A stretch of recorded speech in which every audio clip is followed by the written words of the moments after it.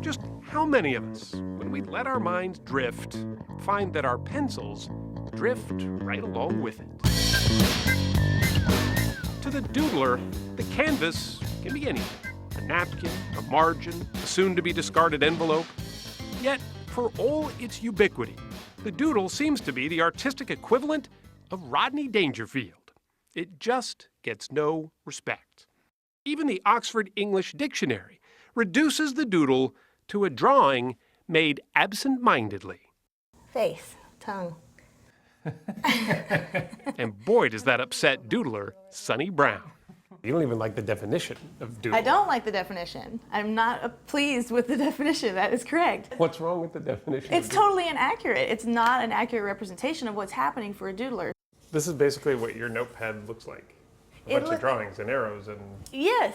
Brown is convinced that doodling isn't a mindless activity, but instead engages the mind in a way that helps us think. So much so, she's written a manifesto of sorts called The Doodle Revolution that lays out her case. I want to flip the entire conversation and be like, okay, let's actually acknowledge this as a valuable tool and as a valuable technique. What then can we do with it? All systems. For her, drawing what she calls info doodles can help in problem solving and aid in memory retention by creating a visual language that she insists is more powerful than most people know. I've seen people tackling serious challenges and they inevitably go straight to the whiteboard or straight to the wall and start mapping it to have a more effective conversation.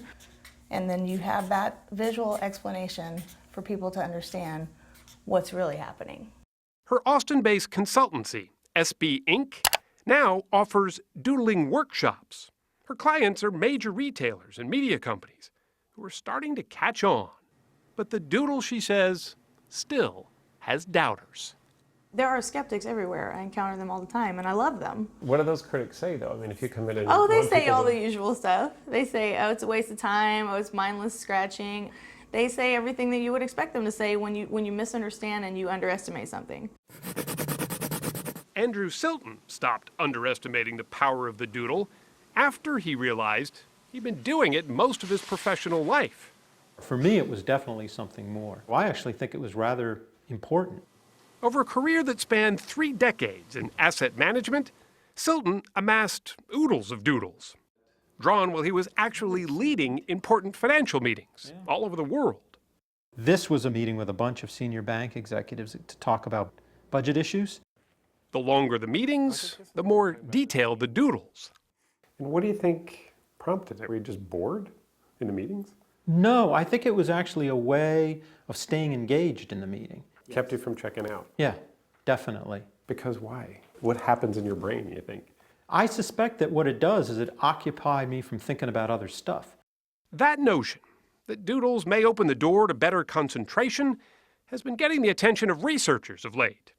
In a study published in the journal Applied Cognitive Psychology in 2009, researcher Jackie Andrade played a tedious voicemail to a group of volunteers.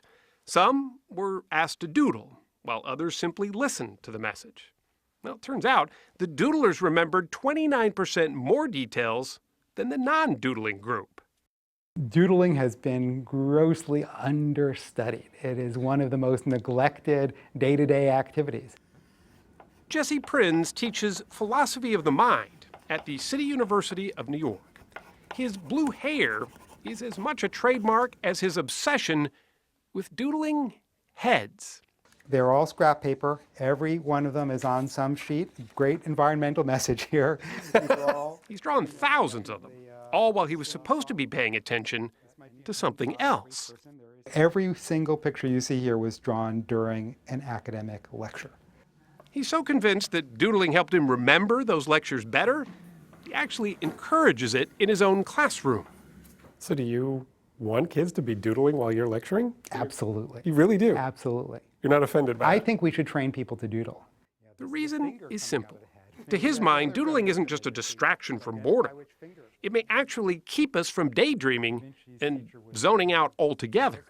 Think about mindless drawing as a way to take all those things that distract you, all those subjects that you ruminate on, and clearing them away and opening this space where information can get in. Doodling is that sweet spot where it keeps you just attentive enough. Doodling is the attentional sweet spot.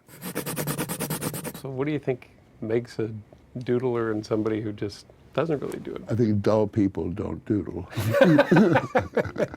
For a perspective a little closer to home, we turn to our own artist in residence, Morley Safer of 60 Minutes. Now this one is purely abstract. Don't ask me what the hell that means. He says he does between 5 and 10 doodles daily. His desk is covered with them, from the obscure to the familiar. Well, one of the things I really like, I'm fascinated by in New York, are the water towers on top of buildings. They seem to give the city a real personality. It's sort of drawings by the unconscious mind in a certain way. It's where the hand kind of takes over. Does it serve some kind of purpose for you think? It's very satisfying, obviously.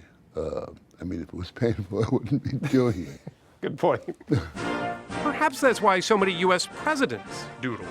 John F. Kennedy often doodled sailboats. Ronald Reagan drew cowboys. Former Secretary of State Hillary Clinton was caught doodling during a UN Security Council meeting. Mark Twain, even Fyodor Dostoevsky, both were habitual doodlers. There was a time, it seemed, when doodles were black and white proof that the usually embarrassed artist wasn't really paying attention. And while everyone agrees it warrants more study, it just may turn out that doodling is a window to clarity. Maybe doodles define us, right? Maybe. It tells us who we are. Or who we're not. Yeah.